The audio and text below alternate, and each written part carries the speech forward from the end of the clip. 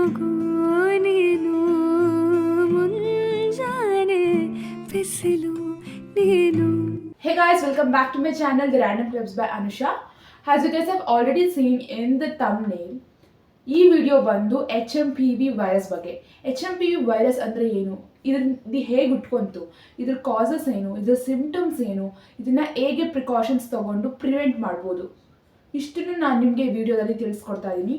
First ಬಂದು HMPV virus ಅಂದರೆ ಏನು, ಇದ್ರ ಫುಲ್ ಫಾರ್ಮ್ ಬಂದು ಹ್ಯೂಮನ್ ಮೆಟಾ ನ್ಯೂಮೋ ವೈರಸ್.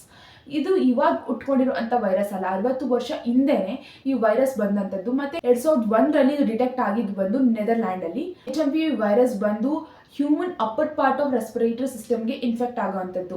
ಕೆಲವೊಂದ್ಸರಿ ಇದು lower part of the respiratory ಸಿಸ್ಟಮ್ಗೂ ಎಫೆಕ್ಟ್ ಆಗ್ಬೋದು. ಯಾವ ಕೇಸಸಲ್ಲಿ ಅಂದರೆ ಇವಾಗ ನಿಮೋನಿಯಾ ಇದ್ದವ್ರಿಗೆ, ಹಾರ್ಟ್ ಪ್ರಾಬ್ಲಮ್ಸ್ ಇದ್ದವ್ರಿಗೆ, ಕ್ರೋನಿಕ್ ಡಿಸೀಸ್ ಪ್ರಾಬ್ಲಮ್ಸ್ ಏನಾದರೂ ಇದ್ದವ್ರಿಗೆ, ಅಂಥವ್ರಿಗೆ ಇದು lower part of the respiratory system ಕೂಡ ಎಫೆಕ್ಟ್ ಆಗುತ್ತೆ. It effects upper respiratory system. HMPV ವೈರಸ್ದು ಸಿಂಪ್ಟಮ್ಸ್ ನೀವು ಕೇಳೋದಾದರೆ ಕಾಫ್ ಆಗಿರ್ಬೋದು, ಕೋಲ್ಡ್, ಇಲ್ಲ ಮೂಗು ಕಟ್ಕೊಳ್ಳೋ ಅಂಥದ್ದು, ರನ್ನಿಂಗ್ ನೋಸ್ ಇರೋವಂಥದ್ದು, ವೀಸಿಂಗ್ ಪ್ರಾಬ್ಲಮ್ ಇರೋದು, ಅಂದರೆ ಉಪ್ಸ ಬರೋವಂಥದ್ದು, ಇಲ್ಲ ನಿಮಗೆ HMPV ವೈರಸ್ ಸಿಂಪ್ಟಮ್ಸ್ ಆಗಿ ಬರುತ್ತೆ.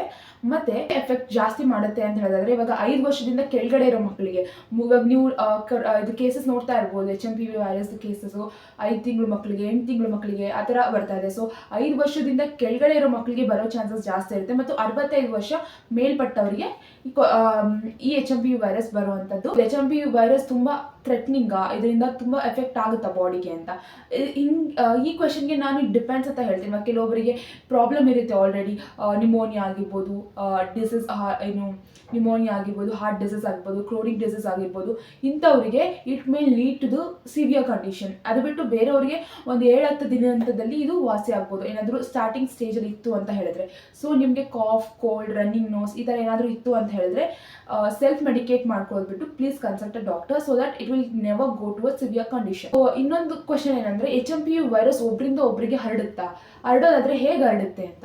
ಇವಾಗ ನೀವು ನಾರ್ಮಲ್ ಕೊರೋನಾ ವೈರಸ್ ನೋಡ್ತಾ ಇರ್ಬೋದು, ಅದು ಇವಾಗ ನಿಮಗೆ ಏರ್ ಡ್ರಾಪ್ಲೆಟ್ಸಲ್ಲಿ, ಇಲ್ಲ ಸ್ನೀಸ್ ಮಾಡುವಾಗ, ಕಾಫ್, ಕೋಲ್ಡ್ ಇಂಥದ್ರಲ್ಲಿ ಕೂಡ ಇದಾಗ್ತಿತ್ತು. ಇದು ಸೇಮ್ ಹಾಗೇನೆ ಇವಾಗ ನೀವು ಸ್ನೀಸ್ ಮಾಡುವಾಗ, ಇಲ್ಲ ಹ್ಯಾಂಡ್ ಶೇಕ್ ಮಾಡುವಾಗ, ಇಲ್ಲ ಹಗ್ ಮಾಡುವಾಗ, ನೀವು ಮುಟ್ಟಿರೋ ಆಬ್ಜೆಕ್ಟ್ಸ್ನ ಬೇರೆಯವರು, ಅಂದರೆ ವೈರಸ್ ಇರೋರು ಮುಟ್ಟಿರೋ ಆಬ್ಜೆಕ್ಟ್ಸ್ನ ಇನ್ನೊಬ್ರು ಹೆಲ್ದಿಯಾಗಿರೋರು ಮುಟ್ಟಿದ್ರೆ ಅವ್ರಿಗೂ ಹರಡೋ ಚಾನ್ಸಸ್ ಇರುತ್ತೆ. ಸೊ ಈ ವೈರಸ್ ಬಂದು ಈ ಥರ ಹರಡೋ ಚಾನ್ಸಸ್ ಜಾಸ್ತಿ ಇರುತ್ತೆ.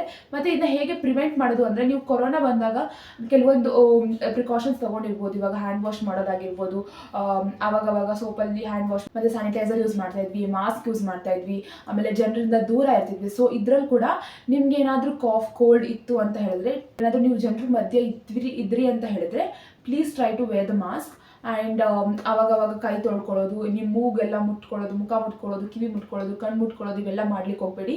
ನೀವು ಸ್ನೀಸ್ ಮಾಡುವಾಗ ಯಾವತ್ತು ಕೈಯಿಂದ ಸ್ನೀಸ್ ಮುಚ್ಕೊಳ್ಳಿಕ್ಕೆ ಹೋಗಬೇಡಿ, ಎಲ್ಬೋಯಿಂದ ಮುಚ್ಕೊಳ್ಳಿ. ಸೊ ಡ್ರಾಪ್ಲೆಟ್ಸ್ ಆಚೆ ಎಲ್ಲೂ ಹರಡೋಕ್ಕೆ ಚಾನ್ಸಸ್ ಸಿಗಲ್ಲ. So try to use your elbows instead of hands. So these are the basic information about the HMPV virus. If you guys like the video, hit the like button and subscribe to my channel. Thank you.